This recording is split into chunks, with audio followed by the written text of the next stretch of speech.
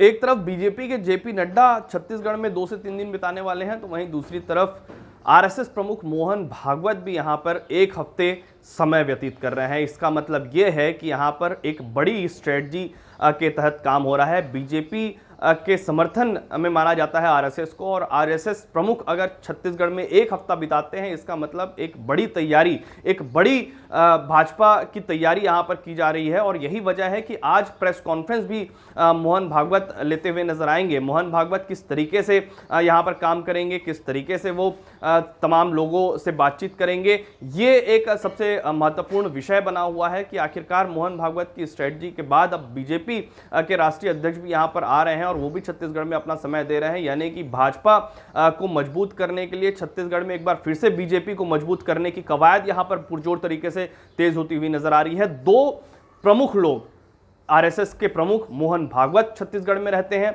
उसके अलावा जेपी नड्डा छत्तीसगढ़ में रहते हैं। यानी कि बीजेपी तख्ता पलट की पूरी तरीके से तैयारी में यहां पर जुट चुकी है। और ऐसे में किस तरीके से ये दोनों असर करेंगे छत्तीसगढ़ में, ये आने वाले वक्त में ही पता चलेगा। लेकिन आज मोहन भागवत प्रेस कॉन्फ्रेंस करेंगे और उसके बाद वो बताएंगे कि किस तरीके से आरएसएस यहां पर काम कर रही है।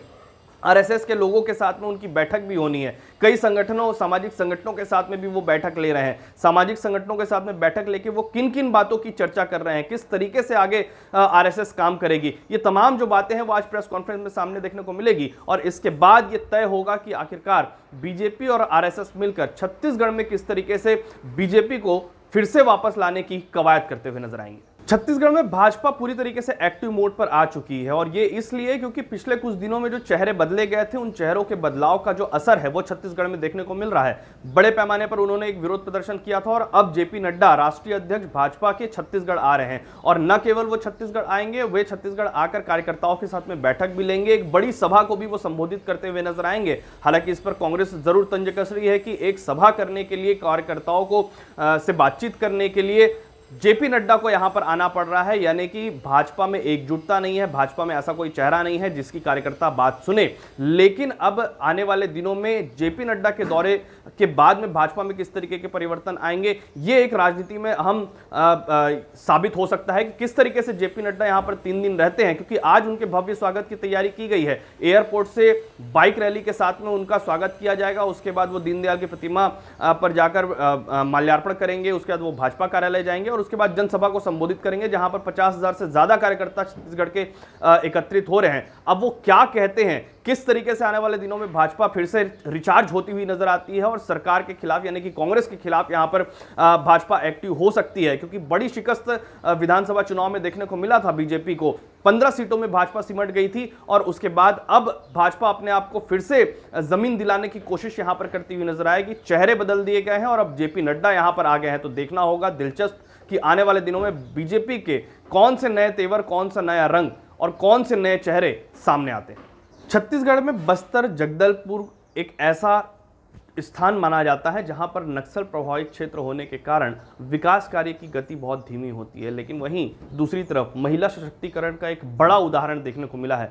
महिलाओं के साथ में मिलकर एक समूह के द्वारा वहां पर ढाबा संचालित किया जा रहा है।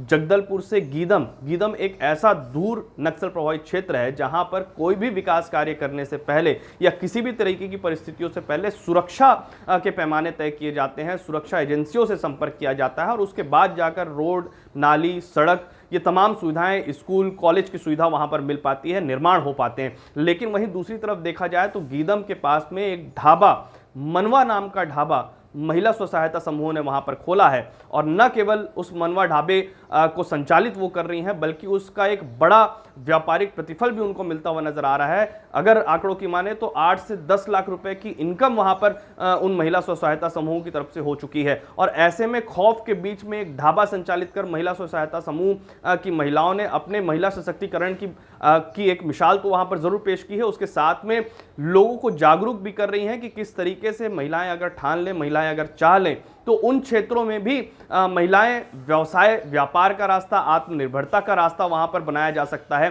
ढाबे के संचालन के साथ में गौठान का भी संचालन वहां पर महिला स्व सहायता समूह कर रही है, जिससे अलग उनकी आमदनी होती है। और इस मनवा ढाबे में खास बात यही है कि इसके जायके, इसके टेस्ट, इसके स्वाद को लेकर न केवल आसपास के ग्रामीण अंचलों से बल्कि शहरी क्षेत्रों से भी लोग उन ढाबों में जाकर उन महिलाओं के हाथों से बने भोजन का, व्यंजन का स्वाद वहां पर ले रहे हैं। और एक बड़ी कामयाबी इसे कही जाएगी नक्सल प्रभावित क्षेत्र में कि एक ढाबा संचालन पुरुषों की बजाय महिलाएं वहां पर कर रही हैं।